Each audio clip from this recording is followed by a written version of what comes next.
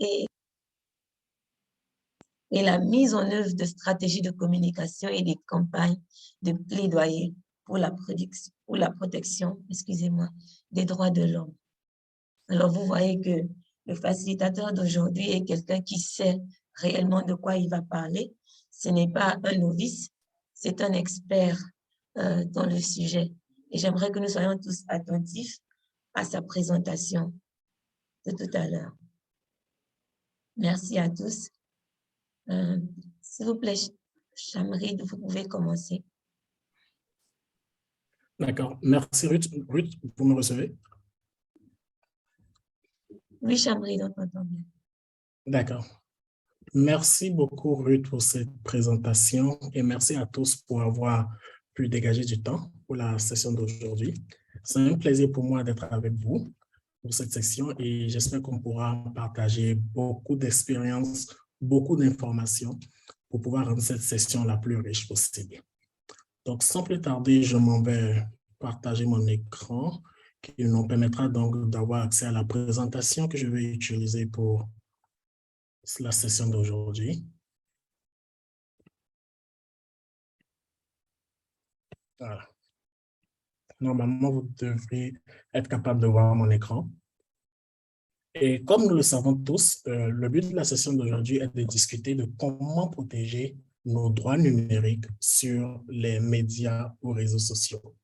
Ce sujet est d'autant plus pertinent aujourd'hui où une grande partie de nos vies existe de manière digitale, de manière numérique, ou à travers la pandémie de la COVID-19, ce processus-là de digitalisation de nos vies s'est encore plus accéléré puisqu'on n'avait pas la capacité de nous voir en personne.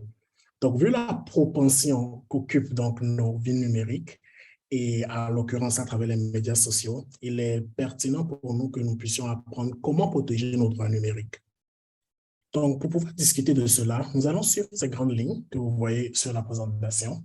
Nous allons essentiellement commencer par discuter des droits numériques. Qu'est-ce qu'un droit numérique? Et nous allons partager quelques exemples de droits numériques que nous avons. Une fois que nous avons abordé les droits numériques, nous allons maintenant voir ce que sont les médias ou les réseaux sociaux. Qu'est-ce que nous appelons réseaux sociaux de nos jours et quel type de réseaux sociaux existent? Maintenant que nous avons ces deux notions clairement définies, nous allons voir comment est-ce qu'elles interagissent. Que veut dire les droits numériques et les médias sociaux? Nous allons aborder des concepts tels que la notion de capitalisme de surveillance, la notion de médias sociaux en tant qu'entreprise. Nous allons avoir un bref aperçu des différents cas potentiels de violation des droits numériques et nous allons les discuter, partager nos expériences. Et enfin, l'élément le plus important, nous allons voir quelles sont les meilleures pratiques que nous pouvons mettre en place pour protéger nos droits numériques et respecter ceux des autres. Donc, voici les grandes lignes qui vont guider toute notre présentation. Nous vous invitons à commenter le plus possible à travers le chat ou à réserver vos questions, vos commentaires pour les sections durant lesquelles je vais vous inviter à partager votre expérience afin que nous puissions tous contribuer. Sans plus tarder, avançons donc dans la présentation et abordons le premier point, un droit numérique. Selon vous, qu'est-ce qu'un droit numérique? Avez-vous une expérience ou une connaissance de ce qu'est un droit numérique? Si oui, vous pouvez, s'il vous plaît, le partager dans le chat. Que pensez-vous être un droit numérique?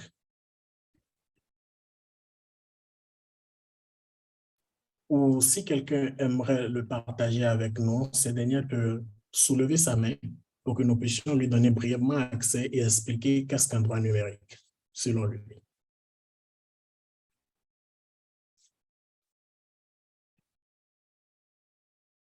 Oui, je vois M.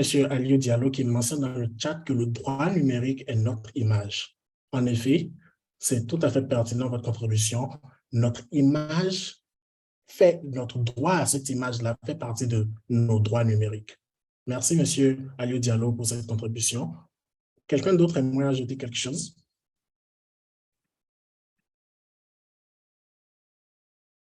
D'accord. En attendant que nous réfléchissions à ce que nous pensons être nos droits numériques, regardons donc cette définition-là qui nous informe que les droits numériques sont des droits humains et droits légaux d'accéder et d'utiliser des ordinateurs ou autres appareils électroniques et des réseaux de télécommunications. Ainsi, les éléments clés que nous aimerons souligner dans cette définition est le fait que vous avez le droit à accéder, à créer, à utiliser et à publier des médias numériques. Ce droit-là que vous avez à faire, ces 4 actions font partie de vos droits numériques. Je vois que dans le chat également, il a été mentionné qu'il est aussi un contenu que nous avons bien voulu créer, OK? L'inviabilité de nos données privées sur les réseaux sociaux. Oui, merci beaucoup, M. Moussa, pour la contribution. Du coup, donc, la définition des droits numériques donc, est de savoir que ce sont des droits humains et droits légaux d'accéder et d'utiliser des ordinateurs ou autres appareils électroniques et des réseaux de télécommunication. Ces droits numériques-là sont fondés sur les droits que nous avons présentement, qui existent dans le monde physique, à savoir, par exemple, le droit à la vie privée, le droit à la liberté d'expression, jusque ces droits-là sont transposés dans le contexte des technologies numériques, en particulier de l'Internet. De ce fait, nous avons quelques exemples de droits numériques à l'écran. Nous avons par exemple le droit à l'accès universel et égalitaire à la technologie ou à l'Internet. Nous avons le droit lié à la liberté d'expression, d'information et de communication. Nous avons le droit à la vie privée et à la protection des données. Nous avons le droit à l'anonymat. Nous avons le droit à l'oubli. Cela peut sembler intéressant, mais oui, nous avons ce droit à l'oubli-là. Et nous avons également la protection des mineurs et le droit à la propriété intellectuelle. Donc, voici quelques exemples de droits qui, comme vous pouvez le voir, reflètent nos droits dont nous jouissons présentement dans la vie physique, mais qui sont transposés au niveau du numérique. L'accès universel et égalitaire, nous le comprenons bien, c'est la possibilité de pouvoir tous accéder au même type d'Internet à travers le monde. Nous avons notre droit à la liberté d'expression qui nous permet donc de nous exprimer librement. Nous avons le droit également à notre vie privée, à garder certaines informations privées à nous. Nous avons le droit à l'anonymat si nous n'aimerions pas dévoiler des informations sur notre identité. Le droit à l'oubli, c'est le droit concernant le fait que si nous le désirons, nous ne voudrions plus laisser de traces sur toute plateforme digitale ou numérique. Nous avons la protection des mineurs et enfin la propriété intellectuelle. Donc maintenant que nous avons compris exactement ce qu'est un droit numérique, et nous avons des exemples de droits numériques, regardons maintenant qu'est-ce qui reconnaît l'existence de ces droits numériques. Vu que la plupart d'entre nous sommes africains ou basés en Afrique, il est bien de noter que dans la Commission africaine des droits de l'homme et des peuples reconnaît que les droits dont jouissent les personnes en ligne hors ligne doivent également être protégés en ligne. Et cela ne s'arrête pas qu'à la Commission africaine des droits de l'homme et des peuples, cela inclut également les Nations unies qui, eux, les couvrent plus à un niveau plus global. Donc, ces droits-là sont reconnus par les différentes politiques et législations, et ces droits-là sont considérés égaux à ceux que nous profitons en physique. Donc, c'est très important de le garder à l'esprit. Nous avons donc vu ce qu'est le droit numérique. Et en bref, ce sont les droits que nous profitons présentement qui se transposent dans le monde numérique. Et nous avons vu certains de ces exemples. Et nous avons vu que ces droits-là sont reconnus et également sont égaux aux autres droits dont nous jouissons dans le monde physique. Maintenant, abordons la notion de médias sociaux ou réseaux sociaux. Le fait que nous ayons tous eu la chance de nous connecter à ce webinaire montre que d'une certaine manière, nous utilisons nos réseaux sociaux. Si nous avons un collègue ou un participant parmi nous qui n'utilise pas un réseau social du tout, ce dernier peut le mentionner dans le commentaire, mais je suis sûr que d'une manière ou d'une autre, nous utilisons les médias ou réseaux sociaux. Nous avons M. Danso Camara qui, dans le chat également, nous mentionne le fait que le droit numérique peut être une partie de droit spécifique au NTIC.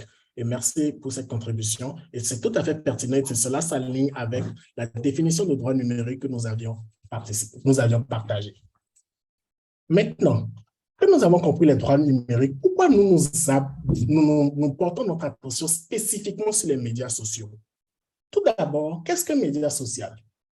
Par les termes médias sociaux, nous regroupons tous les sites web et applications axées sur la communication, l'apport communautaire, l'interaction, le partage de contenu et la collaboration.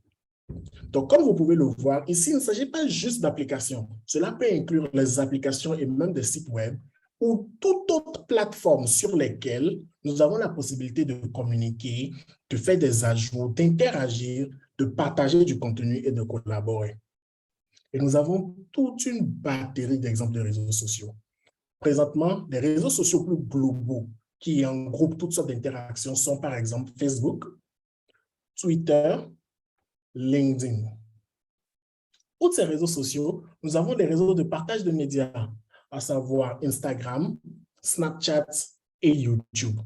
Vous constatez donc que pour les réseaux de partage des médias, ce sont des réseaux spécialisés où un type de média donné y est partagé. Par exemple, Instagram est plus axé sur le partage de vidéos et d'images, Snapchat sur le partage de courtes vidéos et YouTube sur le partage de longues vidéos. Outre les réseaux de partage de médias, nous avons également les forums de discussion. Ces forums de discussion sont donc des plateformes où, en fonction du sujet que vous avez, vous pouvez venir et retrouver une communauté d'utilisateurs et interagir sur ces différents sujets-là. Et nous avons donc ainsi certains exemples de partage de forums de discussion tels que Reddit, Quora ou Digg. Outre ces forums de discussion-là, nous avons donc les réseaux de mise en signée et de curation de contenu. Donc, ces réseaux-là, qu'est-ce qu'ils font? Vous avez la possibilité d'avoir un ensemble de liens ou de contenus digitaux liés à un sujet en particulier. Ainsi, vous avez Pinterest, qui est une plateforme où vous pouvez donc pin ou regrouper ces différents éléments-là. Nous avons des réseaux d'évaluation des consommateurs tels que Yelp, Zomato ou TripAdvisor. Et qu'est-ce que vous faites sur ces réseaux-là, essentiellement, c'est de noter, d'attribuer des évaluations à certains services que vous avez eu à utiliser. Oui, donc voilà la mention de TikTok également, oui, qui est un réseau de partage de médias. Et donc, sur ces réseaux d'évaluation des consommateurs tels que TripAdvisor, Yelp et Zomato, vous pouvez donc évaluer certains services que vous avez eu à utiliser, comme un séjour dans un hôtel ou un séjour dans une maison de location, etc. Nous avons donc des réseaux de blogs et d'édition qui vous permettent donc de partager du contenu sous format texte, tel que WordPress, Tumblr ou Medium. Vous avez des réseaux de shopping social qui vous permettent donc de partager des groupes ou des articles que vous aurez achetés en lien avec un sujet particulier. Si par exemple vous êtes fan de stylisme, vous pouvez donc avoir un compte sur Fancy ou Polyvore et partager donc les différents articles que vous achetez liés à cela. Vous avez enfin des réseaux basés sur les centres d'intérêt tels que Goodreads, Who's et Last.fm qui vous permettent donc également de partager vos passions autour d'un centre d'intérêt particulier. Comme vous pouvez le voir, vous avez donc une multitude de types de réseaux sociaux et ces réseaux sociaux-là vous permettent donc d'effectuer les actions clés que nous avons mentionnées, à savoir la communication, l'apport communautaire, l'interaction, le partage de contenu et la collaboration. Nous allons brièvement donc voir, en gros, quelques statistiques liées aux réseaux sociaux. Il est mentionné qu'un total de 3,78 milliards d'utilisateurs sont actifs mensuellement sur les réseaux sociaux et qu'en moyenne, 2h25 minutes sont passées par jour sur ces réseaux sociaux. Il est également mentionné que 91% de l'accès à ces réseaux sociaux se font à travers un appareil mobile. Et cela montre à quel point les réseaux sociaux sont utilisés de nos jours. Mais lorsqu'on parle donc de droits numériques, et présentement, on ne parle que de réseaux sociaux, vous pouvez vous demander, et les autres types de plateformes en ligne, pourquoi nous n'avons pas ce focus sur ce type de plateforme-là? Eh bien, c'est parce que un large pourcentage de nos actions sur Internet passe par les réseaux sociaux.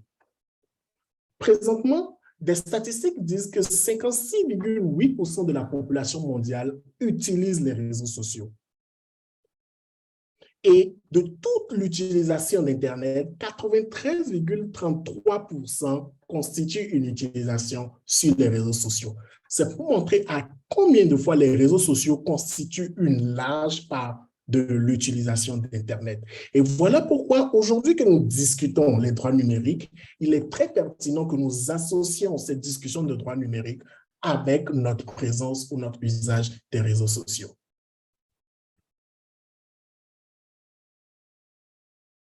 Voici encore quelques autres statistiques sur Facebook qui montrent que Facebook a eu près de 2,8 milliards d'utilisateurs actifs, ne serait-ce que dans le troisième quart de l'année 2021. Facebook est le réseau social le plus populaire et je suppose que beaucoup d'entre nous actuellement présents font ou ont un compte sur ce réseau social-là.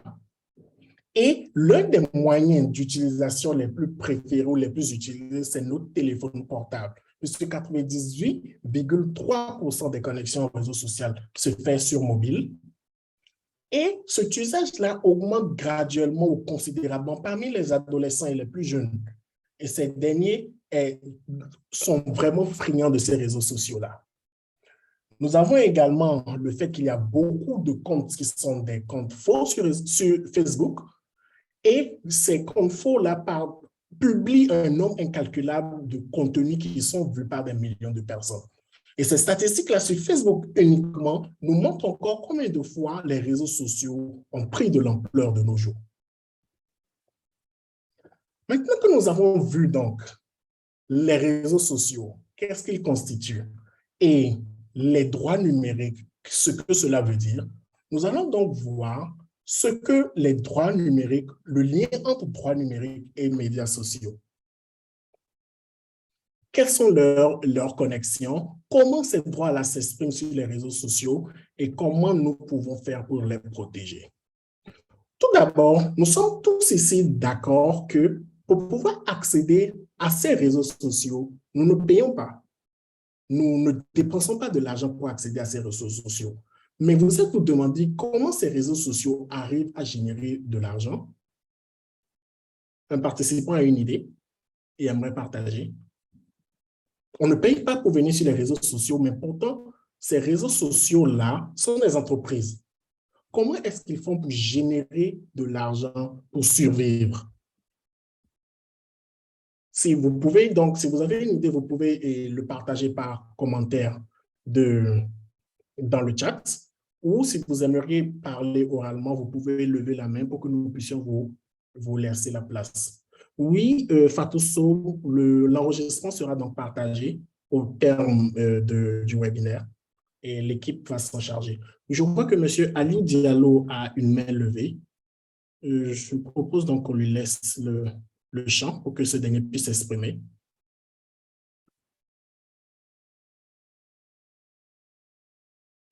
Vous êtes sur mute. On ne vous entend pas présentement.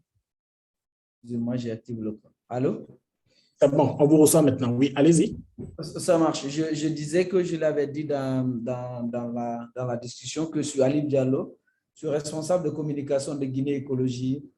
Et Guinée Écologie est un des partenaires qui a bénéficié quand même de l'accompagnement de l'AXI dans le cadre vraiment de la migration et voire même de renforcement de capacité des organisations de la société civile. Bien que nous évoluions dans le domaine de l'environnement, on a toujours besoin quand même de ces médias sociaux. Alors, je disais tout à l'heure par rapport à la génération ou à la libération des réseaux sociaux, ce sont des entreprises bien sûr, mais ces entreprises font aujourd'hui de la publicité parce que tout simplement, ils en ont besoin et ils ont une grande capacité de pouvoir quand même amener beaucoup de personnes, une bonne partie de la population à s'intéresser à des produits. Donc, ils créent quand même des partenariats ou ils signent des partenariats avec d'autres entreprises commerciaux qui va permettre à ces réseaux sociaux de pouvoir quand même aider ces entreprises à vendre mieux leurs produits. Donc, le fait qu'il y a un monde qui migre vers les réseaux sociaux, et les réseaux sociaux, eux, ils vont chercher des partenariats avec des grandes entreprises qui permettra quand même à ces majorités de personnes qui viennent pour pouvoir quand même se procurer de ces produits ou peut-être connaître le fonctionnement de ces produits, inciter les gens à aller vers ces produits, à les acheter. C'est un peu leur mode de génération de revenus. Merci beaucoup, M. Ali Diallo, pour votre contribution. Et merci beaucoup pour tous ceux qui partagent également à travers le chat. Monsieur Aliou Diallo, vous êtes totalement correct. Et c'est par le partage des données et les revenus publicitaires sont l'un des principaux moyens qu'utilisent les réseaux sociaux, les médias sociaux pour générer du revenu. Vous avez également M. Séverin Biaïm qui a également mentionné que c'est grâce aux publicités, et Yves Assé qui mentionne que c'est grâce à la vente des données des utilisateurs aux entreprises dans le marketing digital. Merci de le mentionner, c'est également un point critique sur lequel nous allons revenir, c'est-à-dire comment, en lien avec les publicités comme M. Aliou Diallo et Séverin Biaïm l'ont mentionné, comment nos données de nous en tant qu'utilisateurs sur les réseaux sociaux contribuent à permettre à ces entreprises-là de générer de la publicité ou d'y donner accès aux partenaires dans le domaine du marketing digital. Monsieur Moussa Soumoro également suggère qu'il y a peut-être des partenariats avec les opérateurs téléphoniques. Et Ismatou Diallo revient également sur les publicités. Et Bell également parle du revenu publicitaire. Cela montre donc à quel point nous sommes au courant des méthodes des réseaux sociaux de survivre, de générer du revenu. Et cette méthodologie-là, ou ce fonctionnement-là des réseaux sociaux a un lien direct sur nos droits numériques et leurs implications. Et c'est ce que nous allons voir maintenant dans la connexion entre droits numériques et médias sociaux. Comme nous l'avons décrit, les médias sociaux sont des entreprises. Elles ne sont pas des organisations à but non lucratif ou des organisations de la société civile. Du coup, leur but est de générer du profit. Par exemple, Meta, qui est l'entité qui possède Facebook, Instagram et WhatsApp, a généré un chiffre d'affaires d'environ 29 milliards de dollars, et ce, juste sur l'année 2021. Alphabet, quant à elle, c'est-à-dire l'entité qui possède Google, YouTube et tout ce qui s'y réfère, a généré environ 69,7 milliards de dollars de chiffre d'affaires en l'année 2021. Juste pour vous montrer à quel point c'est tout un business, en fait. Ce sont des entreprises et leur but est de générer du revenu. Mais pour pouvoir générer ce revenu-là, vu que nous ne payons pas de manière directe notre usage des réseaux sociaux, ils pratiquent ce que l'on appelle le capitalisme de surveillance. Qu'est-ce que le capitalisme de surveillance? Le docteur Shoshana Zuboff, qui est un des leaders sur la thématique, qui a produit assez de documents dessus, définit le capitalisme de surveillance comme étant un système économique centré sur la capture et la marchandisation des données personnelles dans le but principal de faire du profit. Essentiellement, il s'agit de tirer un profit infini de la possibilité de suivre tout le monde et partout.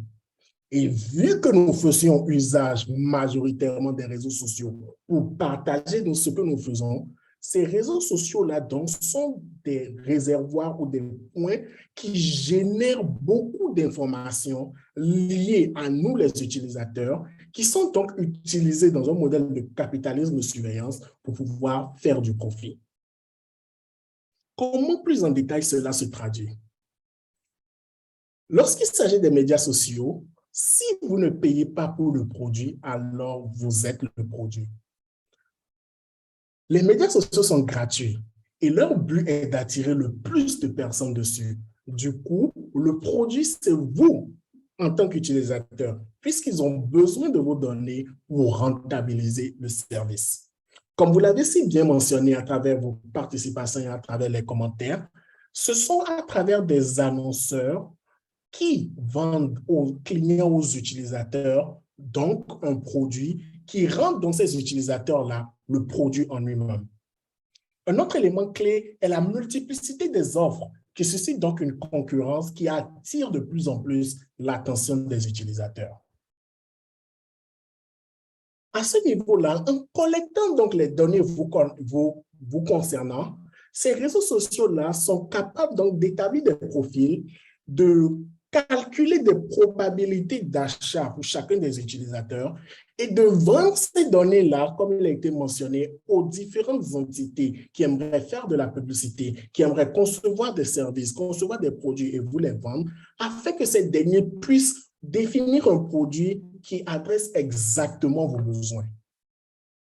Pour ce faire, donc, chaque activité sur les réseaux sociaux sont donc enregistrées. comptabilisés, numérisés afin d'améliorer le système de publicité associé. Ils sont donc utilisés pour construire des modèles permettant de prédire ou d'influencer vos émotions, puisque toute action démarre à partir des émotions. Et ainsi, ils permettent donc aux publicitaires d'affiner leur campagne, d'affiner la manière dont ils s'adressent à vous. Ainsi, ils utilisent des techniques comme des techniques de persuasion qui vous obligent donc à créer une dépendance. Et il s'agit donc d'un certain niveau de manipulation basé sur cette technologie-là. Ainsi, ils influent un changement graduel de votre perception des choses afin de vous pousser à l'action ou à l'achat.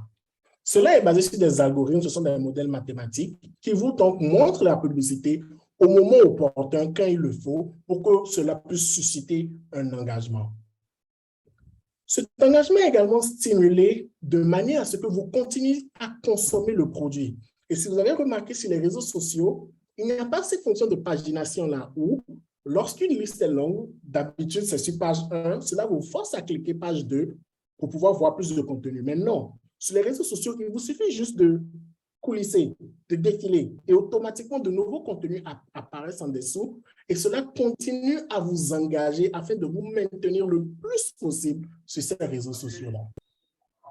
La croissance pour que vous reveniez et invitez vos amis, vous constatez que dès que vous êtes sur les réseaux sociaux et que vous rejoignez par exemple une entreprise, que ce soit LinkedIn, cela vous informe automatiquement que vous pourriez potentiellement connaître telle personne afin d'étendre votre réseau et afin de maintenir le réseau.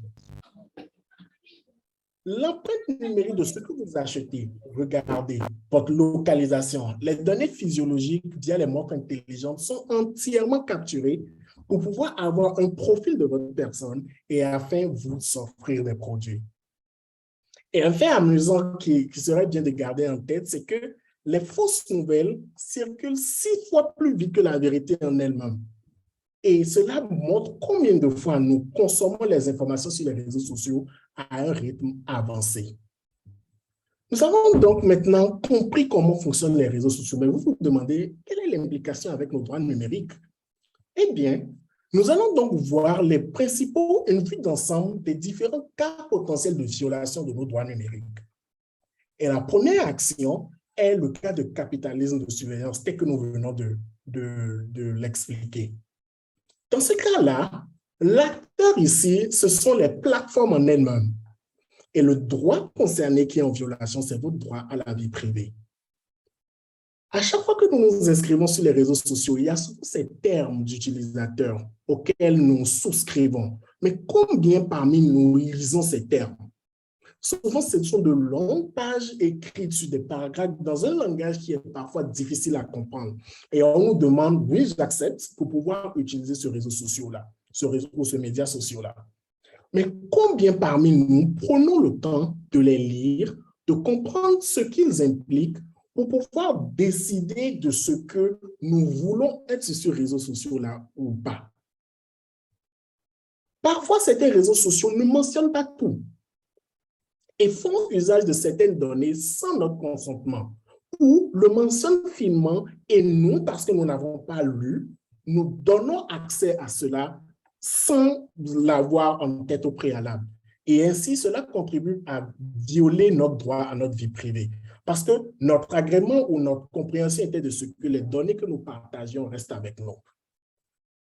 Une autre action qui montre un cas potentiel de violation des droits numériques, ce sont des violations liées au gouvernement, à nos entités étatiques. Et cela se fait à travers des lois sur la cybercriminalité. Et ce sont des lois qui sont, sous la plupart, parfois vraiment restrictives, qui sont utilisées par certains gouvernements pour rétrécir ou réduire nos droits à la liberté d'expression. Nous avons donc plusieurs pays où nous connaissons plusieurs pays où votre habileté à mentionner quelque chose sur les réseaux sociaux est grandement contrôlée par des lois. Ces lois, au départ, n'existaient pas, mais au fil du temps, plus le temps passe, plus ces lois sont en train d'être prises pour, au nom du combat contre la cybercriminalité, réguler notre habileté à jouir de notre liberté d'expression sur les réseaux sociaux. Et là, l'acteur principal ici est le gouvernement. Un autre cas potentiel de violation des droits numériques est lié au cas de bullying ou d'intimidation. Ce cas de potentielle violation des droits numériques, les acteurs au cœur de ce cas-là sont les utilisateurs des médias sociaux en eux-mêmes. Et le droit concerné ici est le droit à la liberté d'expression. Nous avons tous été sur les réseaux sociaux où, dans les commentaires, nous constatons que le ton des commentaires et le ton des mots qui sont échangés sont choquants. On a l'habitude de dire que Twitter est le réseau social le plus virulent de tous les réseaux sociaux parce que Twitter a cette notoriété-là où, dès que vous émettez un avis sur un sujet donné, il y a cette tendance-là de voir d'autres utilisateurs commenter et vous attaquer d'une manière dure, quitte même à tenir des propos injurieux parce que vous n'êtes pas d'avis ou vous n'êtes pas du même avis que cette personne-là. Et cette forme d'intimidation, d'utilisation abusive des réseaux sociaux constitue également une violation de nos droits numériques, en l'occurrence les droits à la liberté d'expression. Nous avons également un autre cas, et l'acteur ici est également les entités étatiques ou les gouvernements qui interfèrent avec l'accès aux réseaux sociaux. Vous vous rappelez, au moment où nous définissions les droits numériques et comment ils se manifestent, nous avons mentionné l'habilité à ce que chaque individu puisse avoir un libre accès à l'information aux réseaux sociaux et en faire ce qu'il veut. Mais nous constatons donc que dans certains cas, ces entités étatiques ou gouvernements interfèrent dans cet accès-là. Cela peut venir dans les cas où, dans la période des élections, nous constatons qu'il n'y a plus d'accès aux réseaux sociaux. Tous les réseaux sociaux sont coupés sur le territoire pour empêcher le partage d'informations autour de ces réseaux sociaux-là. Et comme je le mentionnais, le droit concerné, c'est le droit d'accès. Un autre exemple est cette tendance-là que nous observons, surtout en Afrique subsaharienne, d'imposer des taxes sur l'utilisation des réseaux sociaux. Ces taxes également ont une implication liée au droit d'accès aux réseaux sociaux, tel mentionné précédemment, où présentement vous payez un coût supplémentaire si vous voulez accéder aux réseaux sociaux là. Et c'est une pratique de plus en plus courante. Un autre cas également, ce sont les discours haineux. Et ces discours haineux sont souvent les acteurs au cœur de ceci, ce sont les utilisateurs des médias sociaux. Ces discours haineux peuvent être des discours à l'encontre d'une ethnie, des discours à l'encontre d'une race, des discours à l'encontre d'une minorité ou des discours à l'encontre d'un groupe en particulier sur les réseaux sociaux, les opprimant et les empêchant de s'exprimer librement ou ne serait-ce que d'avoir une présence sur les réseaux sociaux. Un autre cas que nous identifions est le cas d'usurpation d'identité. Et le droit concerné est le droit au contenu personnel. Vous allez sur les réseaux sociaux, vous avez votre profil, vous mettez votre photo, et un individu quelconque se permet de prendre votre image, d'usurper votre identité et de mener des actions sur ces réseaux sociaux-là en toute liberté. Et ces cas-là, et souvent ce sont des cas où ces derniers s'adonnent à des comportements illégaux et ainsi salissent votre réputation ou vous incriminent parfois sur un aspect légal. Et ces actions également sont des cas palpables de violation de votre droit à votre contenu personnel.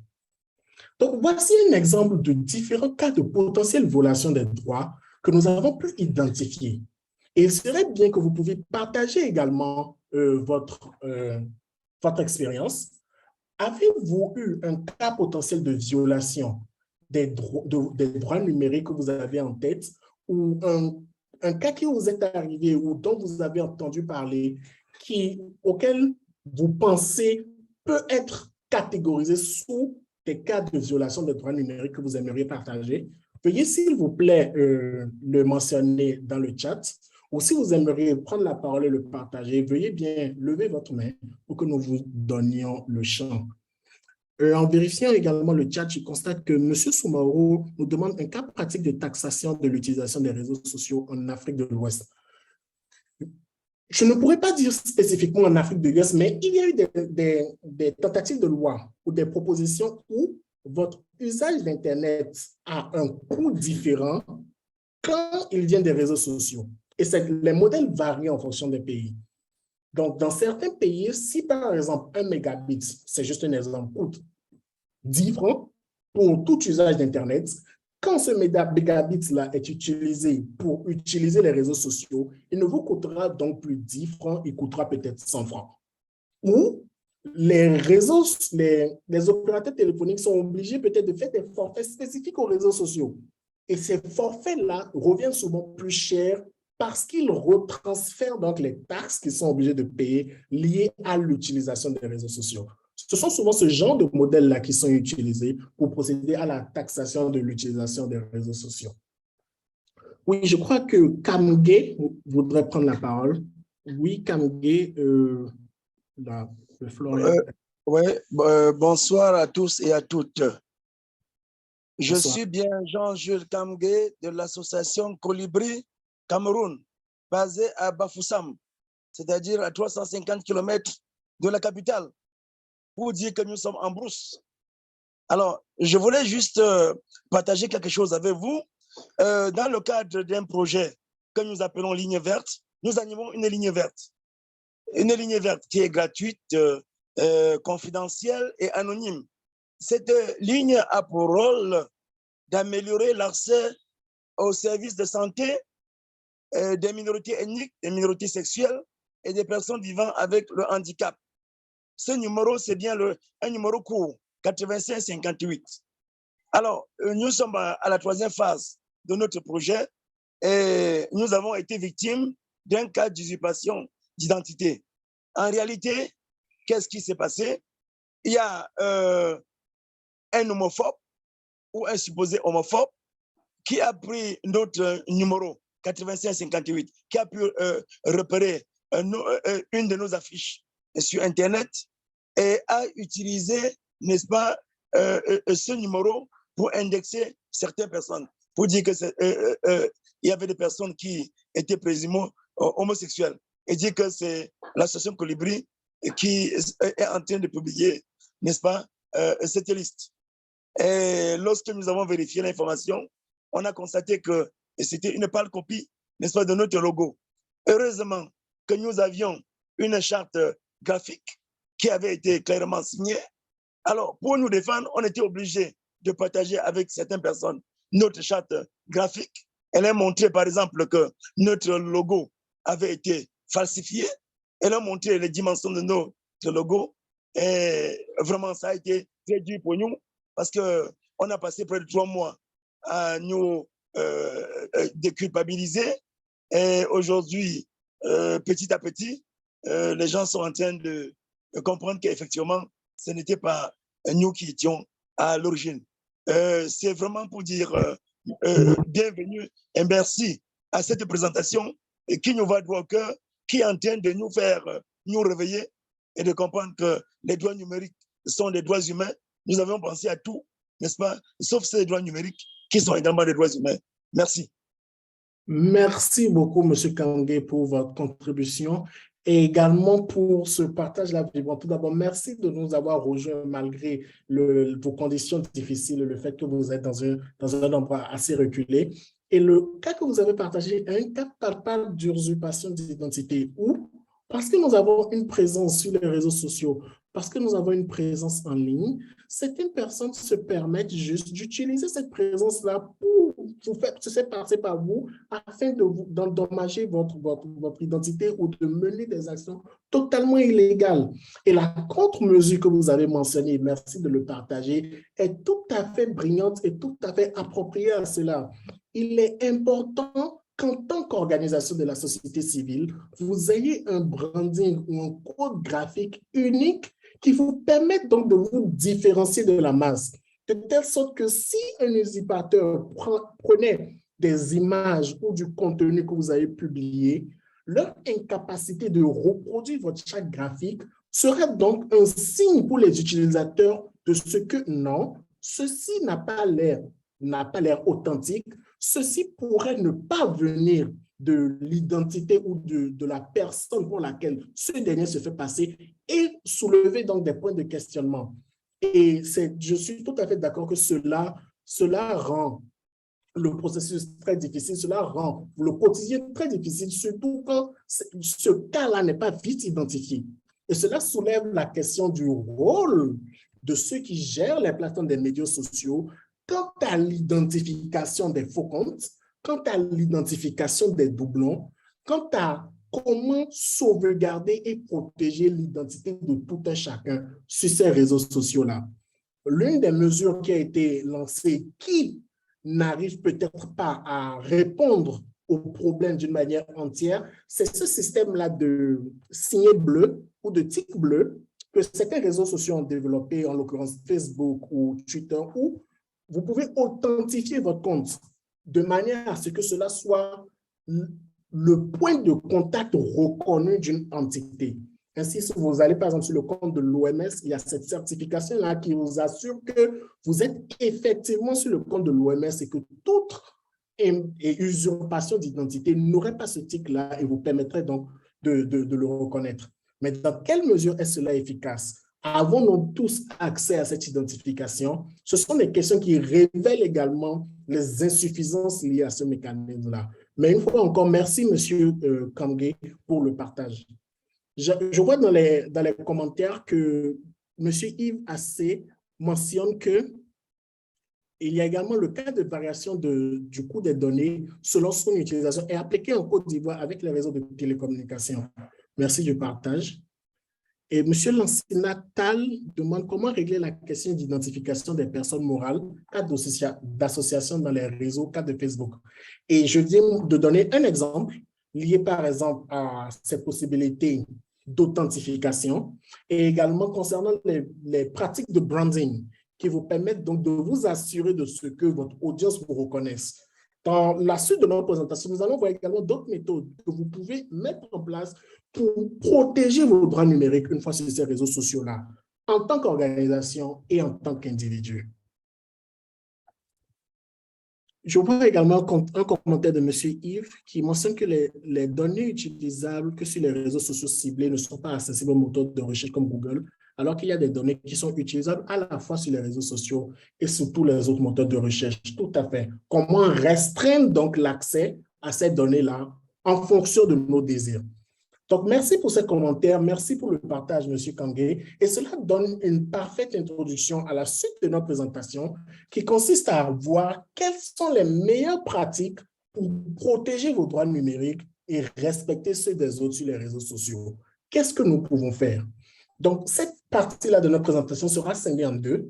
Nous allons essayer de voir ce que nous pouvons faire en tant qu'organisation de la société civile, vu que la plupart d'entre nous sur ce webinaire venons du secteur de la société civile, et ce que nous pouvons faire en tant qu'individus personnels concernant nos vies et nos droits numériques. En tant qu'organisation de la société civile, le premier point et l'un des plus importants, c'est de se documenter sur le type de réseaux sociaux auxquels nous voulons souscrire et les implications concernant les données publiées.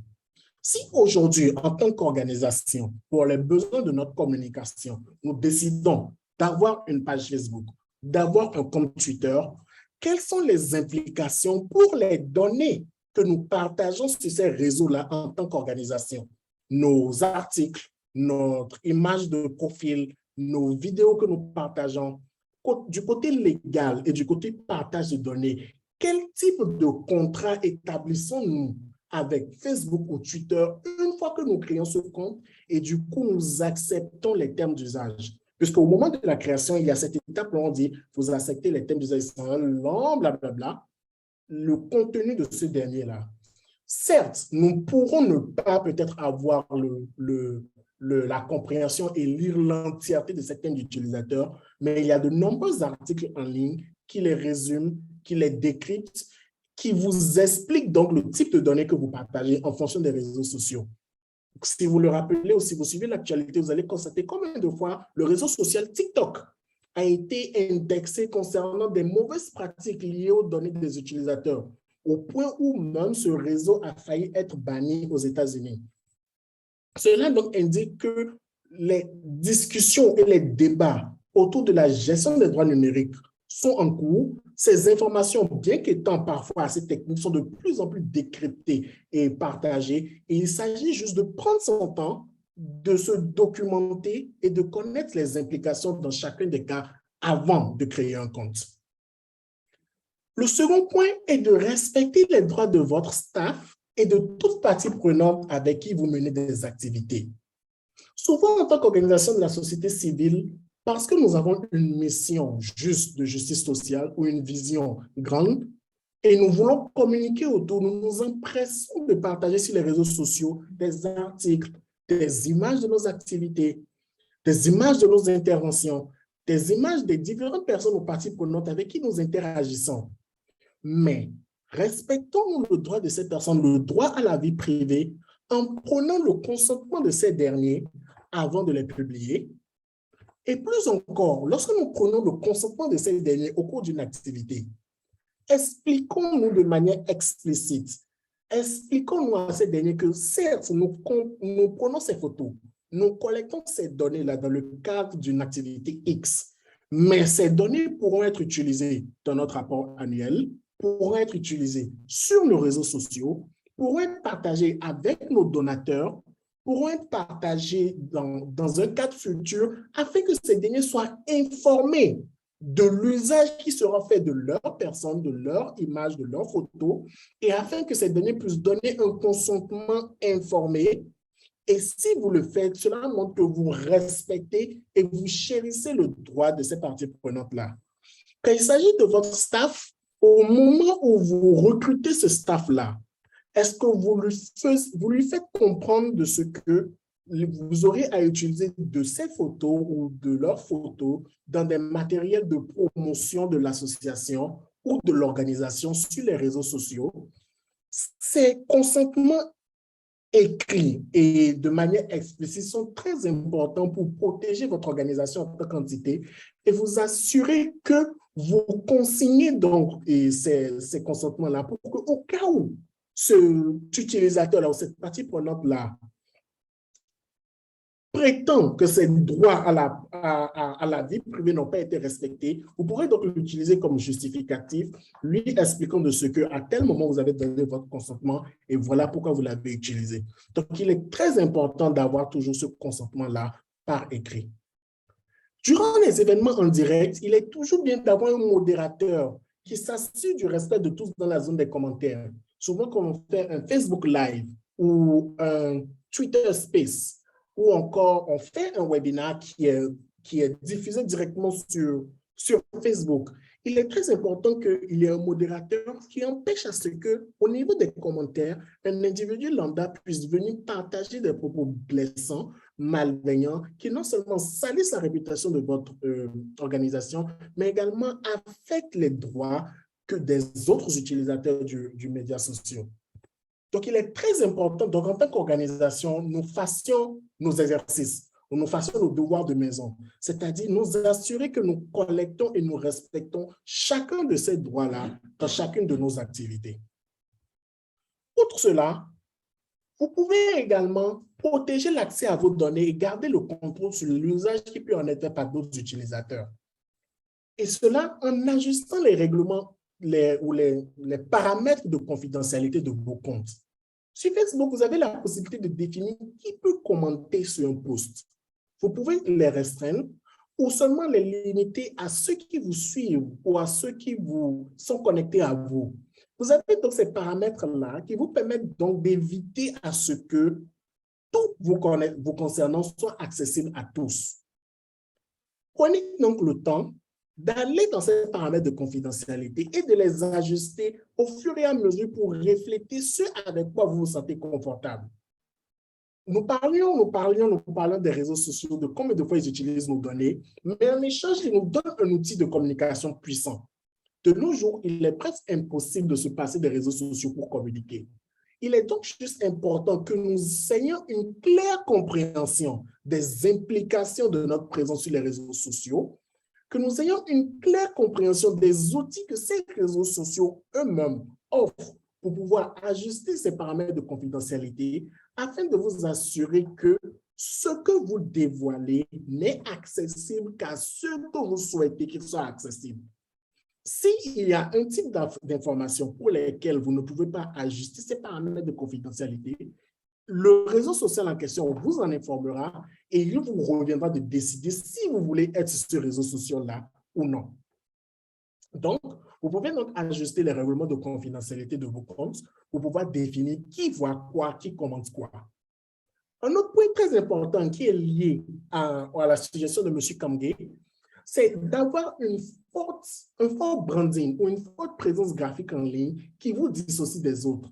Et une des manières basiques de le faire, c'est qu'à chaque fois que vous publiez beaucoup d'images, mais pour éviter que ces mêmes images soient réutilisées par d'autres personnes dans d'autres cas, vous pouvez ajouter votre logo en filigrane sur ces images-là pour les protéger, de telle sorte que si quelqu'un veut repartager ces photos-là ou veut les réutiliser, il y a l'origine où cela a été pris qui est mentionné dessus et une simple recherche peut permettre à l'utilisateur de retrouver le post initial. Une autre méthode est de faire usage d'un VPN, un Virtual Private Network ou réseau privé virtuel. Et c'est vraiment utile quand il y a des cas de censure par les autorités. Dans certains cas, les autorités étatiques vous empêchent donc d'accéder à certains types de contenus sur ces réseaux sociaux-là. Mais en utilisant un VPN, vous masquez votre accès à Internet de telle sorte que ces mesures de blocage-là ne s'appliquent pas à vous. Comme vous pouvez le savoir, en Chine, par exemple, certains sites web ou certains réseaux sociaux ne sont pas accessibles. Mais avec un VPN, vous avez la possibilité d'y accéder, bien qu'il y ait ces restrictions-là. Donc, l'outil VPN peut être utilisé pour contourner certaines mesures de censure. Encore répéter l'importance de lire les thèmes d'utilisateurs ou effectuer des recherches sur les pratiques du média social avant de le rejoindre. Et enfin, le dernier point qui est le plus important, réfléchissez avant de faire un post. Cela peut sembler trivial, basique et enfantin de le dire, mais il est tellement important qu'on se demande si les informations que nous partageons dans le post que nous nous apprêtons à faire sont le type d'informations qu'on est prêt à mettre sur la place publique, par exemple du village où nous vivons. Si on n'est pas capable d'avoir ces informations-là sur la place publique du village, nous devons également être gênés de les mettre sur un réseau social ou de les partager librement à tous, puisque les implications en termes d'accès pour la place publique du village est similaire concernant le réseau social ou le fil d'actualité. Donc, il est vraiment, vraiment important qu'avant de faire un post, nous réfléchissions sur ce que cela implique. Est-ce que nous sommes confortables à y donner accès? Est-ce que le post en lui-même est un post qui respecte les droits d'autrui sur les réseaux sociaux afin que nous puissions le poster? En un résumé, voici quelques pratiques que nous pouvons mettre en œuvre en tant qu'organisation pour pouvoir protéger nos droits numériques sur les réseaux sociaux. Maintenant, en tant qu'individu, certaines de ces règles également s'appliquent. Il est très important de se documenter une fois encore avant de rejoindre un réseau social. Il n'y a aucun crime à ne pas être sur les réseaux sociaux du tout. Mais si nous désirons être sur les réseaux sociaux, il est important que nous sachions qui fait quoi. Sommes-nous obligés d'être à la fois sur Facebook, sur Instagram, sur Snapchat, sur TikTok, sur eux tous à la fois? Si eux tous répondent à un besoin que nous avons, oui, allons-y. Mais comprenons que chacune de ces informations-là laisse une empreinte de notre personne sur le net et une fois que cela va sur le net, il est difficile de l'enlever. Une fois encore, réfléchissez avant de faire un post. C'est très important encore concernant un individu. Nous avons notre nouvel enfant. Nous sommes heureux de cela. Nous prenons sa photo, nous le mettons sur les réseaux sociaux. Certes, nous avons notre liberté de partager le contenu que nous avons, mais cet enfant a également le droit à sa vie privée. Avons-nous pensé aux implications pour sa vie privée avant de partager sa photo, avant de partager des informations le concernant sur les réseaux sociaux? En attendant que celui-ci ait 16, 17, 18 ans, une majorité, pour décider, rejoindre un réseau social et avoir une vie numérique en elle-même, en tant que parent également, c'est le genre de considération que nous devons peser avant de poster quelque chose. Et cela est lié au point sur réfléchissez avant de faire un post. Cela est très important. Le troisième point est soyons respectueux du point de vue des autres. Sur les réseaux sociaux d'aujourd'hui, si par exemple je dis « j'aime le pain », il est facile de voir un commentaire en dessous, les gens vont te dire « mais et le riz ». Genre, tout le monde a une opinion sur tout. Et la manière dont nous l'exprimons parfois ne témoigne pas du respect du point de vue des autres. Nous vivons dans un monde divers où, à moins que notre opinion n'aille à l'encontre d'un droit ou d'un droit fondamental d'autrui, nous avons la possibilité d'avoir des divergences d'opinion. Donc, il est très important que nous respections ces divergences d'opinion et qu'à chaque fois que nous exprimons notre opinion, nous le fassions avec le respect du point de vue des autres. Également, il est capital que vous utilisez des mots de passe uniques pour chacun de vos comptes. Si par exemple, je suis sur Instagram, j'utilise comme mot de passe 1, 2, 3, 4. Sur TikTok, 1, 2, 3, 4. Sur Facebook, 1, 2, 3, 4. Cela accroît la vulnérabilité de votre compte. Et cela l'expose donc à ce qu'un individu lambda puisse y accéder facilement. Il est donc très important que la première barrière de protection de votre monde numérique, qu'est votre mot de passe, soit suffisamment fort pour vous protéger contre toute usurpation. Un autre point est de vérifier correctement tous les paramètres de confidentialité de chacune de vos applications.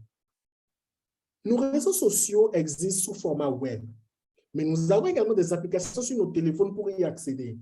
Et si votre téléphone est un peu récent ou à jour, vous constatez que parfois, cela vous demande l'autorisation d'utiliser votre caméra, l'autorisation d'utiliser votre téléphone. Est-ce que nous faisons l'utilisation, nous donnons l'accès juste pour l'instant, donnons-nous l'accès pour toujours? Quand nous n'utilisons pas l'application, est-ce que l'application a toujours accès et collecte des données? Peut-être que nous n'avons pas la compétence technique pour pouvoir avoir tous ces paramètres, mais de nos jours, toute information est accessible. Il nous suffit juste de prendre du temps, de faire une recherche Google et de nous assurer de la crédibilité du site pour pouvoir collecter ces informations-là. Et cela s'applique à tous les réseaux sociaux sur lesquels nous sommes. Vous avez la possibilité de limiter l'accès de ces applications-là, limiter l'accès de ces plateformes-là au type d'informations que vous partagez afin de vous assurer que vos données ne sont pas exposées d'une certaine manière. Un exemple, un exercice pratique que je fais souvent et que je vous encourage à faire, essayez de chercher sur Google votre nom. Juste tapez votre nom sur Google et voyez le type de résultats qui viennent. Et demandez-vous, êtes-vous confortable de ce que ces résultats-là soient accessibles publiquement ou pas? Au cas où vous commencez par découvrir qu'il y a des partages sur les réseaux sociaux qui sont facilement identifiables dans le moteur de recherche Google, à retourner sur ce réseau social-là pour limiter l'accès à ces éléments-là que vous jugez privés, et cela peut servir d'outil pour mesurer qui a accès à quoi dans votre vie. Enfin, prenez l'habitude de lire pour comprendre les notifications des applications. Ces applications envoient assez de notifications et ça vient souvent avec des petits bruits, pling, pling, pling, pling, pling. Et souvent, dans le passé, je me disais, quand il y a une notification et la seule option est de cliquer OK, je me demande, mais pourquoi la lire? Mais c'est encore plus important de la lire, puisque dans ce cas-là, vous n'avez pas le choix, mais au moins vous serez informé des implications de ces notifications-là. Donc, il est très important de lire, de prendre son temps pour comprendre chacune de ces notifications. Outre cela, vous constatez qu'à chaque fois que nous visitons un site web, il vous demande d'accepter les cookies. En fait, les cookies, ce sont des morceaux d'informations générés par un site web qui sont enregistrés sur votre outil, téléphone ou ordinateur, de manière à ce que lorsque vous revisitez un autre site, ce nouveau site peut exploiter ces informations-là. Et c'est là que vient cette impression qu'on a de ce que j'ai recherché un sac à dos sur Google, soudainement sur Facebook, je reçois des publicités de sac à dos. J'ai recherché un sac à dos sur Google, j'ai vu un site qui en vend. Cela m'a demandé juste d'entrer mes données rapidement pour recevoir une information liée à ce sac à dos. Je l'ai enregistré. Ou en visitant ce site de vente de sac à dos, il m'a demandé d'accepter les cookies. J'ai cliqué sur oui, que je les accepte tous.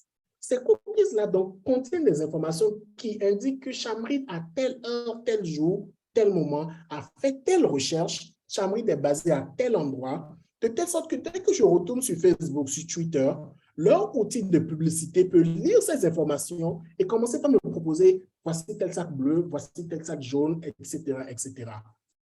Du coup, l'idéal, si vous voulez avoir une vie privée sur les réseaux sociaux, sur Internet, serait que vous n'acceptiez aucun cookie. Malheureusement ou heureusement, certains sites ont forcément besoin de ces cookies pour fonctionner. D'où l'obligation que ces sites ont de vous informer de quel cookies fait quoi et de vous donner les choix de les accepter ou de les refuser. Prenez l'habitude d'utiliser un réseau privé virtuel qui vous permet donc de masquer votre identité sur les réseaux sociaux ou sur Internet. Évitez de participer à des jeux en ligne pour limiter l'accès aux données. Souvent, sur Facebook, il y a ces jeux qui apparaissent, qui vous demandent donc de lire votre compte Facebook et automatiquement, ce jeu-là prend toutes vos données sur vos comptes Facebook. C'est pratique, vous n'avez pas à créer un nouveau compte, mais cela contribue au partage de données à des tierces personnes dont vous n'avez pas le contrôle sur ce qu'ils en font. Prenez le temps d'analyser les recommandations avant de les accepter. On est sur Facebook et on a plein de recommandations d'amis. On les accepte tous. Étudiez-les, vérifiez avant de les accepter. Et enfin, soyez attentifs au contenu spam. Vous recevez parfois beaucoup d'emails, beaucoup de contenus, on les qualifie de spam puisque vous ne les avez pas demandés, ils viennent vers vous. Ne cliquez pas sur tout n'importe comment dans ces mails ou dans ces contenus-là. Soyez attentifs. Si c'est un contenu indésirable, désabonnez-vous. Vous avez la possibilité de vous désabonner à cette liste de distribution ou supprimer ces mails et signaler-les comme spam, puisque parfois ce sont des méthodes pour pouvoir collecter encore plus de données vous concernant. Donc, en bref, voici quelques méthodes, quelques pratiques que vous pouvez mettre en place au niveau organisationnel et au niveau individuel pour protéger vos droits et vous assurer également que vos données ne sont pas utilisées et exploitées par des tierces personnes.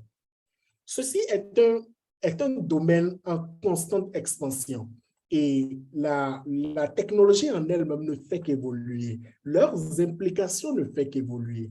De jour après jour, la technologie prend des places dans notre vie que nous n'imaginons même pas. Du coup, les différentes méthodes de capture de données, les différents types de droits numériques que nous avons vont constamment évoluer.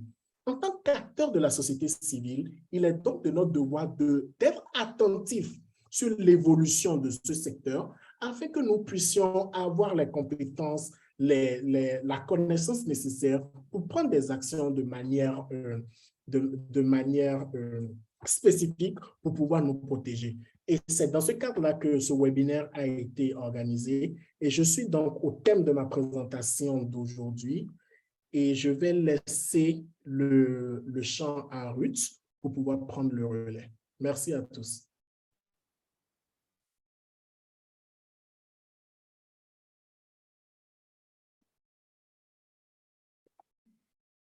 Merci beaucoup, Chamrid, pour cette présentation enrichissante. Nous avons vraiment appris beaucoup de choses en ce qui concerne les réseaux sociaux et surtout la sécurité numérique. Merci d'avoir ouvert nos yeux sur ce que c'est que des droits numériques et à quel point nous nous exposons lorsque nous ne faisons pas attention à tous les paramètres de confidentialité qui nous sont souvent soumis, mais auxquels on ne prête pas vraiment attention. Et durant ta présentation, j'ai retenu que nous sommes les sujets qui permettent aux compagnies des réseaux sociaux d'être plus rentables. Du coup, elles sont prêtes à nous envoyer tout ce qu'elles peuvent pour pouvoir nous garder attachés à elles. Tu as aussi mentionné que nous devons nous documenter sur les réseaux auxquels nous souhaitons nous abonner avant de nous abonner, d'essayer de connaître un peu qu'est-ce qu'ils sont et tout ce que cela implique avant de nous abonner sur ces réseaux-là. Alors, merci beaucoup encore, Chamrid, pour cette présentation. Nous voulons prendre quelques commentaires. S'il y a des gens qui souhaitent, s'il y a des participants qui souhaitent poser des questions, je vous encourage à le faire dans dans l'espace de discussion, ou encore vous pouvez juste lever vos mains. Entre-temps, je vais prendre quelques commentaires. Nous avons Yves Assé qui avait dit que les data sont utilisables que sur des réseaux sociaux ciblés. et ne sont pas accessibles aux moteurs de recherche comme Google, alors qu'il y a des data qui sont utilisables à la fois sur les réseaux sociaux et tous les autres moteurs de recherche. Je vais prendre un autre commentaire.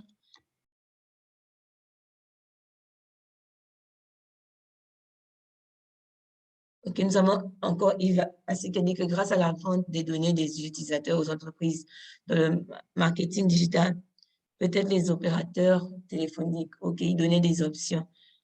Right. Par rapport à ce que tu étais en train de dire. Ok, je vois des personnes qui ont déjà leurs mains levées pour poser des questions. Je vais prendre quelques questions. Nous avons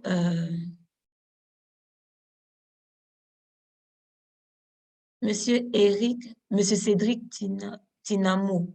Vous pouvez poser votre question, s'il vous plaît. Ok, d'accord. Bonjour. Merci pour la présentation. S'agissant de l'utilisation des VPN, là, lors de la présentation, il a parlé de l'utilisation des VPN. J'aimerais savoir si est-ce qu'il y aura une phase pratique, parce que c'était un peu théorique. J'aimerais savoir est-ce qu'il y aura une phase pratique sur l'utilisation des VPN, par exemple. Ce que j'aimerais savoir. Ok, merci, Monsieur Cédric. Oui, Chamri, tu peux. Merci beaucoup, M. Cédric, pour votre question. Et c'est tout à fait légitime, votre question. Et j'aimerais juste souligner que ces VPN en eux-mêmes, ce sont des applications que vous installez. Et une fois que vous l'installez, en cliquant juste sur une localisation désirée, vous redirige votre connexion ou l'encrypte à travers cette localisation-là. Par exemple, présentement, je suis à Accra, au Ghana. Et pour masquer ma connexion, j'aimerais la rediriger par peut-être Paris, en France. Sur cette application-là, j'ai le choix entre les différentes localisations où j'aimerais rediriger ma connexion. Et une fois que je choisis cette localisation-là, c'est comme si je me connectais à partir de la localisation choisie ou depuis Paris. Et ainsi, les restrictions donc liées à ma localisation, puisque dans les cas de censure de l'État ou du gouvernement, ces restrictions-là sont géolocalisées. C'est-à-dire qu'on aimerait restreindre l'accès à Internet à tous ceux qui sont, par exemple, à Accra. Du coup, en redirigeant ma connexion par Paris, je m'échappe, je m'extirpe donc de cette restriction-là. Et cela permet également de crypter vos données de telle sorte que cela ne puisse pas être intercepté. Il y a tout un panel de fonctionnalités sécurité associées au VPN et vu votre intérêt, c'est un sujet peut-être qui peut être noté et qui pourrait, en fonction des besoins, faire l'objet d'un webinaire prochain. Je sais qu'il y a un prochain webinaire sur la sécurité numérique qui peut-être va inclure d'une manière plus précise et spécifique comment accéder aux VPN, comment les configurer et comment les utiliser. Merci. Merci beaucoup, Chamri. Je constate qu'il y a également d'autres questions dans le chat. Yes, Peut-être avant que ceux qui ont levé la main, j'aimerais rapidement prendre les questions du chat. Il y a M. Yves qui demande comment protéger efficacement son compte des pirates. OK. En termes de piratage, bien que présentement le sujet du webinaire est plus la protection de nos droits numériques, c'est vrai que l'usurpation d'identité fait partie d'une de ces violations-là. Mais les pirates de comptes sur les réseaux sociaux sont le plus souvent des individus qui accèdent à votre nom d'utilisateur, soit à votre mot de passe, pour pouvoir donc se connecter à votre compte.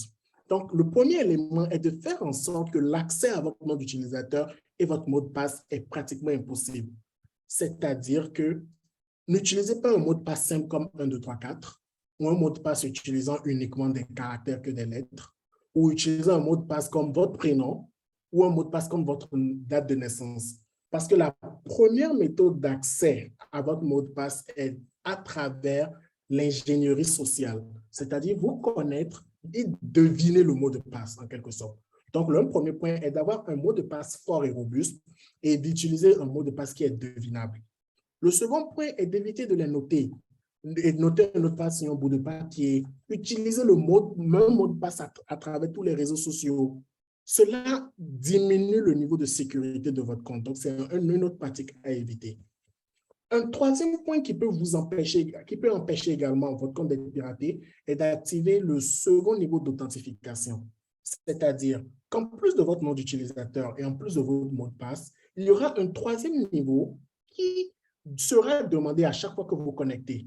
Vous pouvez le faire en utilisant votre téléphone portable et à chaque fois que vous entrez votre nom d'utilisateur et votre mot de passe, cela va vous demander d'entrer un code généré par votre téléphone pour pouvoir prouver que c'est bel et bien vous.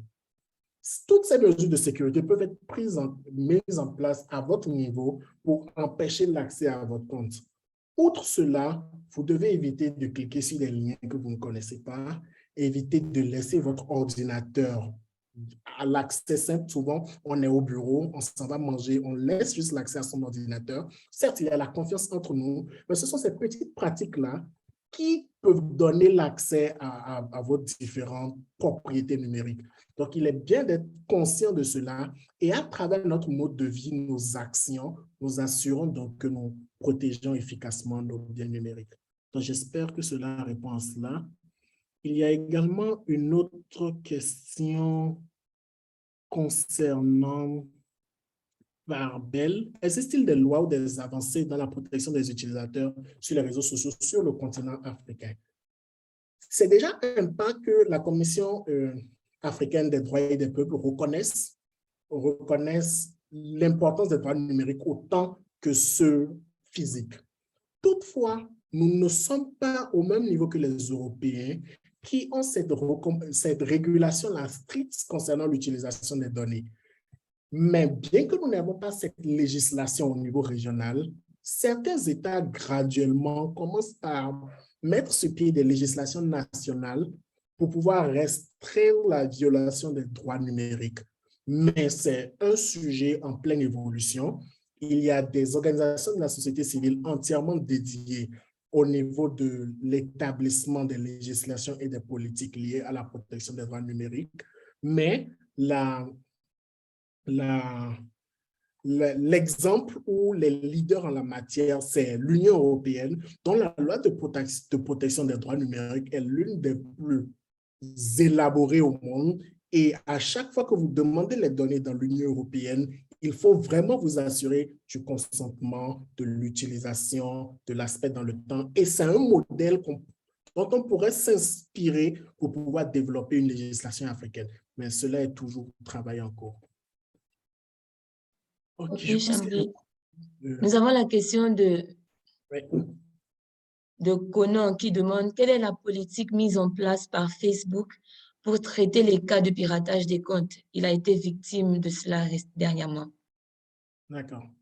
Donc, vous avez la possibilité de reporter ce cas de piratage-là. Il y a des mécanismes où vous pouvez communiquer à Facebook ou les alerter sur un cas de piratage. Il y a des cas de piratage où ce sont vos cartes bancaires associées à votre compte qui sont utilisées pour sponsoriser des achats de publicité ou tout autre. Et dans ces cas de situation-là, vous pouvez les reporter et ils conduisent donc une analyse ou une enquête de leur côté.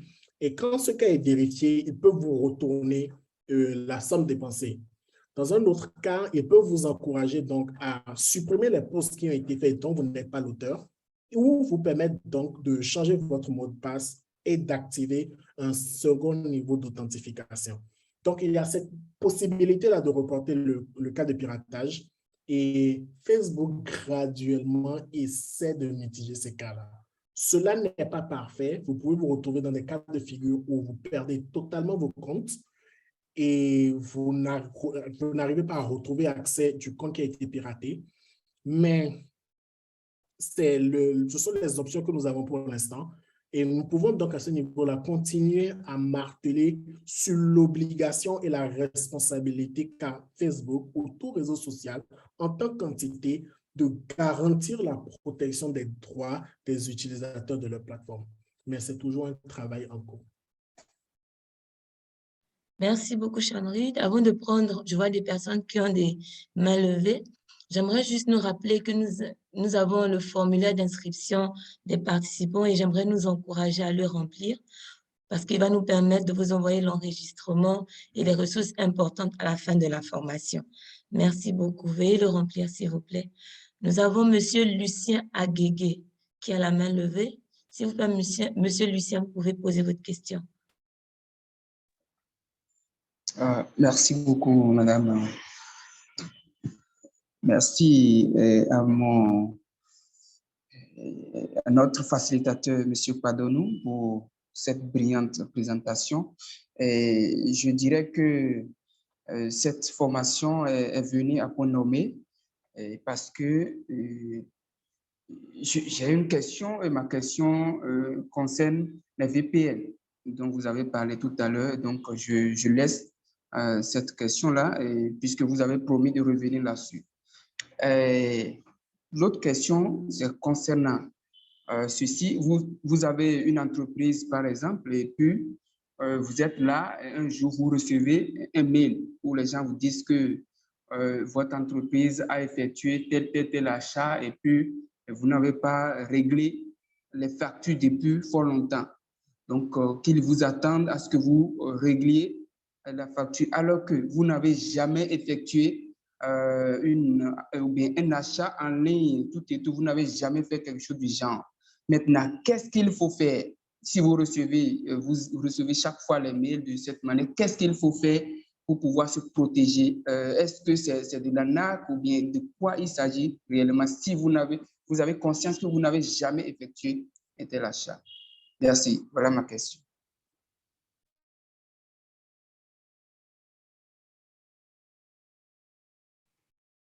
Merci, Monsieur Lucien Aguégué.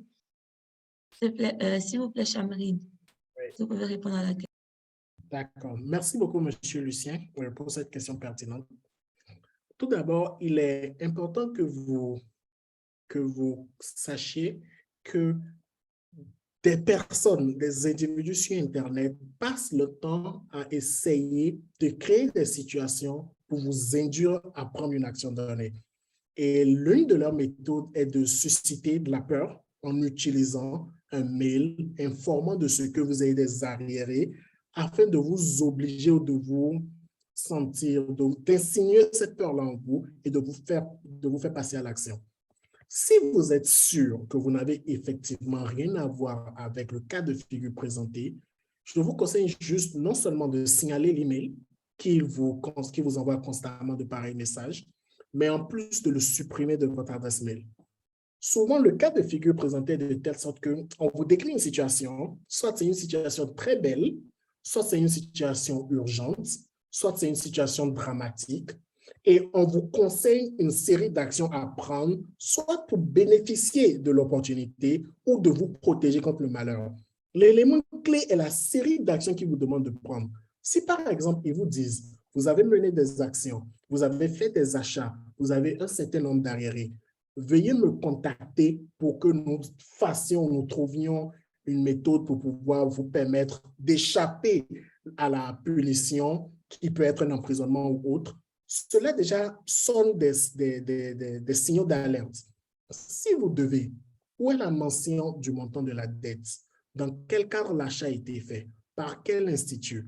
Et si oui, si quelqu'un, vraiment, vous deviez à quelqu'un, cette personne-là va vous demander de le payer et non vous offrir une solution intermédiaire pour pouvoir y échapper.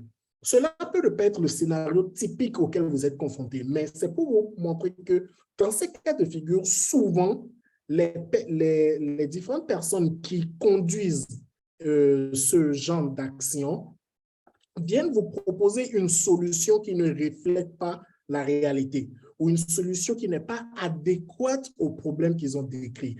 Et cela sert de signal pour vous informer que ceci est une tentative de phishing ou une tentative d'arnaque ou de hack. Il vous revient donc de la signaler et du coup de supprimer toute trace de ce contact-là de votre adresse mail afin que par mégarde, vous n'y cliquez pas. Parce que ici, le piège serait de cliquer sur un lien contenu dans ce mail ou de contacter une tierce personne et cela va éclencher maintenant la mise en place de tout le processus de hackage qui va s'en suivre. Donc, il est très important que vous soyez vigilant. Et comme vous avez cette capacité-là à vous assurer de ce qu'aucune transaction du genre n'a été faite, vous pouvez donc vous assurer que c'est bel et bien une tentative frauduleuse et vous n'avez qu'à l'ignorer, la supprimer et la rapporter. Si cela se répète régulièrement et d'une manière où cela indispose votre usage de l'outil, vous pouvez considérer, s'il est préférable pour vous de le considérer, soit changer carrément d'adresse mail et faire en sorte que votre nouvelle adresse, vous ne la partagez pas n'importe où et n'importe comment, afin de vous prévenir contre ces emails-là. Mais même dans vos adresses mail actuellement, vous pouvez bloquer un utilisateur et empêcher de recevoir des mails de ce dernier. Donc, vous pouvez implémenter ces différentes mesures-là pour vous protéger et éviter que ce genre de mail ne revienne. Merci. Merci beaucoup, Chamrid. Nous avons M. Moussa Soumaoro qui a sa main levée. Veuillez poser votre question, s'il vous plaît. Merci pour cette brillante présentation et merci à Waxi pour cette opportunité. Je pense un peu, ma question portait un peu sur la même chose, les messages spam. Parfois, dans nos adresses email, nous recevons des messages, soi-disant, par exemple, il y a telle personne qui est décédée et il avait une telle somme sur son compte, il avait besoin d'utiliser cet argent-là, veuillez rentrer en contact avec nous. Ça, voilà, je pense que la question, elle est en moitié répondu. Mais j'aimerais savoir comment ces personnes avec qui vous n'avez jamais échangé d'email peuvent avoir accès aussi facilement à votre adresse email. Mais est-ce qu'il est possible, une fois qu'ils t'envoient un mail, que tu les bloques définitivement pour que tu ne reçois plus de mails de leur part? Ou bien la seule solution, c'est la réponse que tu viens de donner, il faut carrément changer d'adresse email? Merci beaucoup, M. Moussa, pour votre point. Et je constate que c'est effectivement un point qui ne cesse de revenir et qui affecte beaucoup de participants. Oui, vous avez la possibilité de bloquer cet émetteur-là ou cette personne-là qui vous l'envoie. Et si vous êtes sûr que votre adresse mail, vous ne l'avez partagée dans aucun cadre douteux, il y a également cette possibilité-là où, par exemple, supposons que je travaille à mon organisation Chamrid. Et je travaille à mon site, c'est donc chamrid.com. Cette organisation, on pour procédure d'utiliser le prénom, arrobase, le domaine. Donc, si Losdi travaille à Chamrid, il aura comme adresse mail losdi@chamrid.com. Donc, les individus malveillants peuvent être sur Internet et se demander comment donc cibler des comptes professionnels appartenant à diverses organisations. Donc, si vous avez un compte professionnel lié à votre nom de domaine, ils peuvent donc essayer des combinaisons jusqu'à trouver des combinaisons qui marchent. Et tout cela est lié au type d'informations que vous partagez sur Internet. Si, par exemple, sur mon profil Facebook, j'ai mentionné que je travaille à chamrid.com, un individu donc peut se rester sur place et deviner que puisque la procédure de nomenclature des adresses mail à chamrid.com est le prénom @chamrid.com, je vais commencer par envoyer ce genre d'email à tous ceux qui sont listés comme travaillant dans cette boîte en ajoutant juste leur prénom @chamrid.com. Donc, voici des outils, des astuces qu'on peut utiliser pour deviner l'adresse mail de quelqu'un, surtout quand ces adresses mail sont associées à des comptes professionnels. Et cela peut expliquer comment, venant de nulle part, vous recevez ces tentatives de mail de phishing qui vous induisent à prendre des actions douteuses. Mais pour cela, vous avez bel et bien la possibilité de bloquer celui qui l'envoie et de signaler à la plateforme que vous utilisez ce genre de pratique, puis que de manière à ce que plutôt leurs algorithmes, leur équipe technique puissent dresser le profil de ce type d'utilisateur et empêcher que ces derniers-là puissent y avoir accès. Et c'est possible sur Office 365, qui est un outil de Microsoft et auquel vous avez accès à travers vos différents projets avec Waxi et Texo, qui, une fois que vous recevez donc des mails spam, vous pouvez les identifier comme spam, les identifier comme étant une tentative de phishing ou bloquer l'émetteur qui ne fait que vous envoyer ce pareil email-là pour vous assurer que vous avez dans votre boîte de réception que des mails réels sur lesquels vous pourrez vous concentrer. Merci. Merci beaucoup, Chamrit. Nous avons une question dans l'espace discussion de Yves Assé qui dit « Si l'utilisateur des VPN consiste des fausses informations sur notre localisation, ne seront-ils pas susceptibles d'infraction lors d'utilisation? Il y a aussi des VPN qui permettent de naviguer gratuitement à travers certains réseaux de télécommunications. Pourrais-je avoir un peu d'informations sur cette possibilité? » Concernant l'utilisation des VPN pour naviguer gratuitement, c'est une pratique qui est de plus en plus bloquée par les opérateurs de télécommunications, puisque dans ce cas-là, c'est une pratique malveillante pour pouvoir vous prémunir ou de payer le coût normal du service auquel vous vous protégez. Mais outre cela, votre capacité ou votre droit à encrypter votre communication est quelque chose qui ne vous enlève pas de votre responsabilité liée en tant que citoyen. Par exemple, il existe des VPN où vous n'avez pas la possibilité de sélectionner la localisation où vous voulez.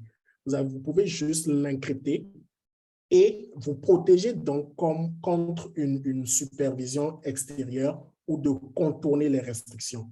Mais concernant les conséquences liées à l'évasion ou votre habilité à ne pas payer ce coût de service, ce sont des cas de figure qui sont de plus en plus restreints par les opérateurs et ce n'est pas le cas de figure que nous recommandons à travers la session d'aujourd'hui. Nous recommandons plutôt d'utiliser les VPN pour vous assurer de votre anonymat sur Internet. Et cet anonymat-là, bien que vous l'ayez, vous aurez toujours à facturer votre connexion Internet, ce qui est normal, mais vous aurez la possibilité de vous soustraire de certaines restrictions abusives telles que décrites précédemment. Donc, il y a des VPN qui respectent donc non seulement les droits des opérateurs téléphoniques, mais également vos droits à l'anonymat. Et nous vous conseillons de faire usage de ce type de VPN-là et non d'un quelconque VPN qui vous empêcherait de payer le coût à votre Internet. Merci beaucoup. Une dernière question qui vient de Écuyer comme là, qui demande « Bonsoir, s'il vous plaît, je voudrais savoir si c'est possible, qu'une institution ait accès à ton compte Gmail à distance sans ton accord.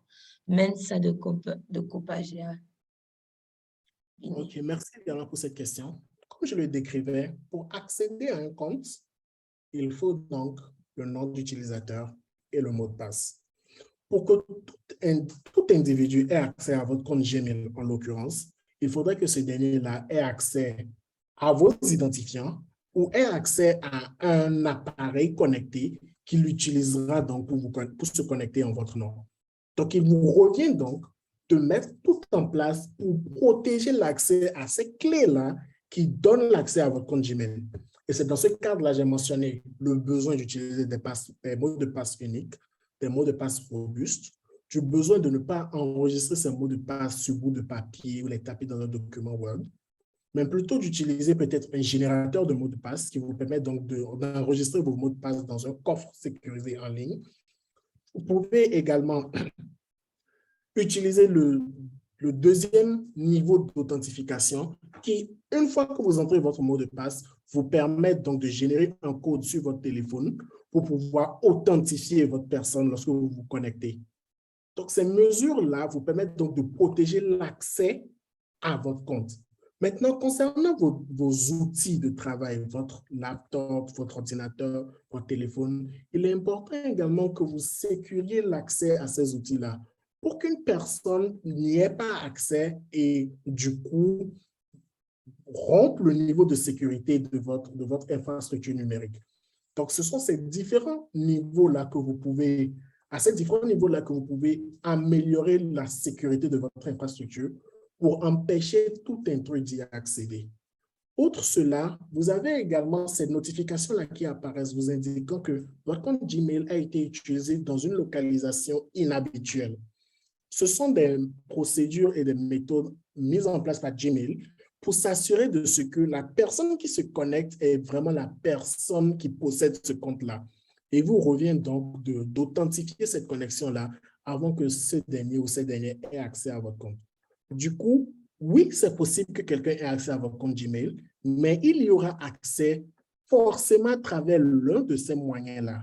Ce mythe-là du hacker qui reste dans une chambre, qui tape des lignes de code et qui a accès à votre contenu est de plus en plus effrité parce que plus le temps passe, plus ces compagnies améliorent le niveau de sécurité de leurs outils de manière à ce que si un hacker, sans avoir aucune notion de votre personne, aucune notion de votre existence, doit s'asseoir sans contact avec vous pour hacker votre compte, cela va demander toute une infrastructure, toute une équipe et toute une attention sur votre personne.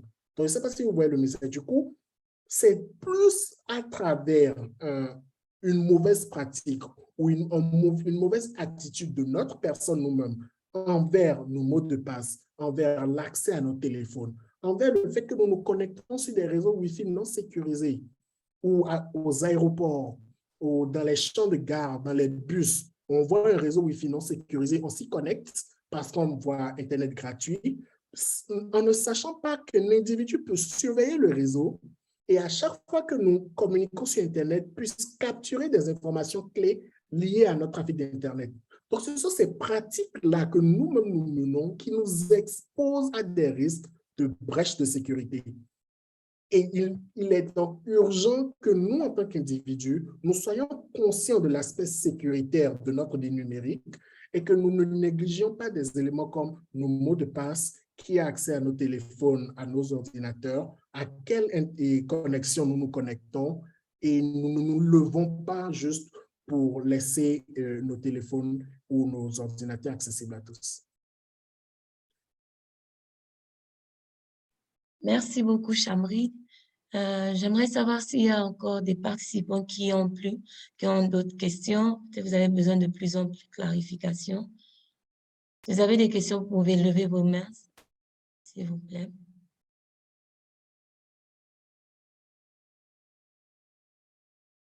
OK. Nous constatons qu'il n'y a plus de questions ni de commentaires.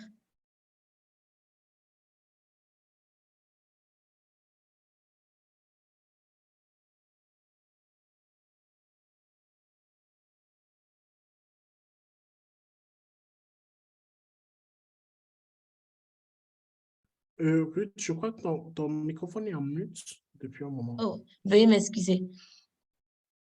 Je disais que nous aurons prochainement un webinaire qui sera intitulé « Les bonnes pratiques en matière de sécurité numérique pour les organisations de la société civile ».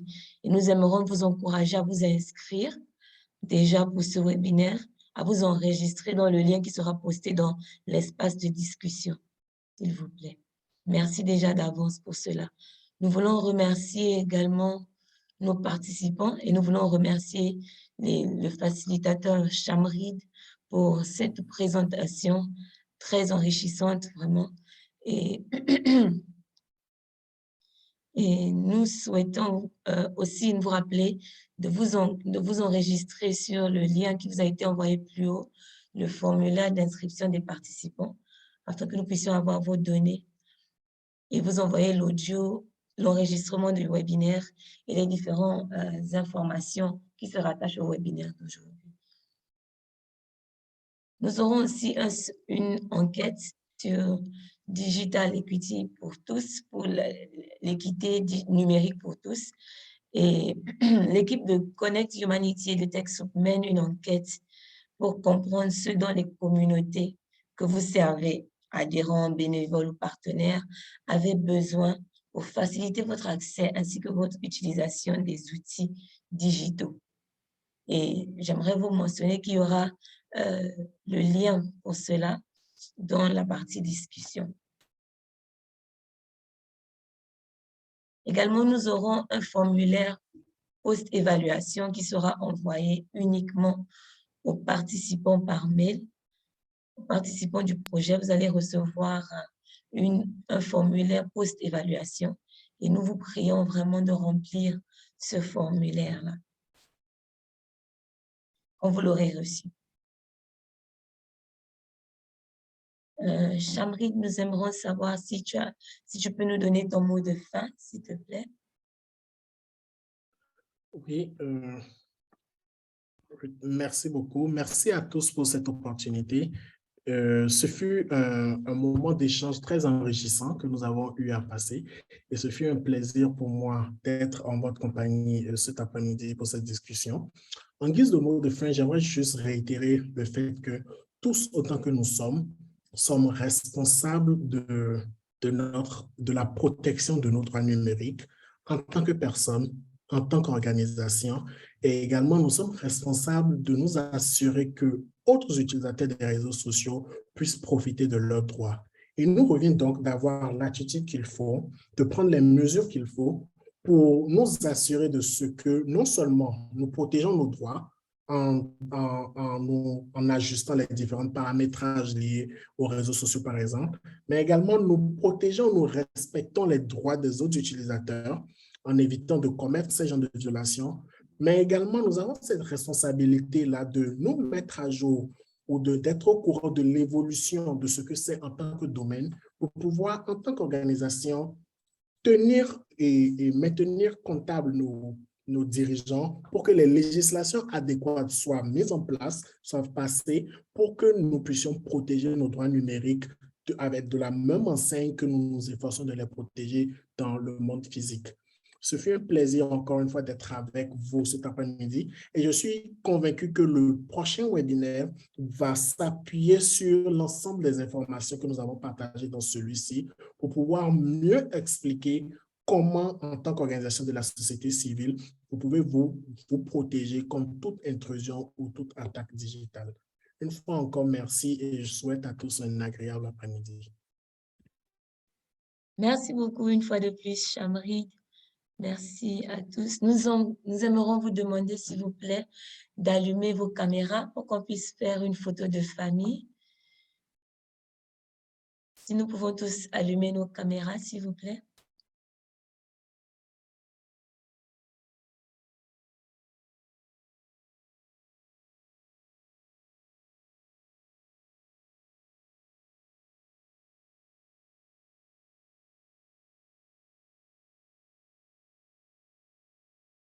OK.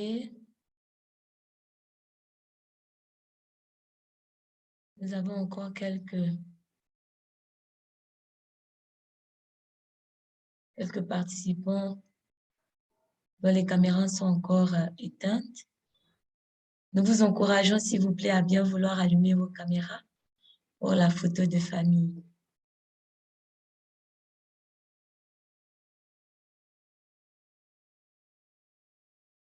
OK.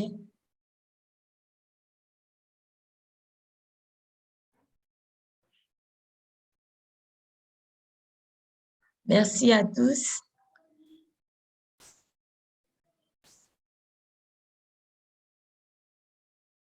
Merci à tous. Je peux voir que Madame Conan a sa main levée. Je ne sais pas si c'est une erreur.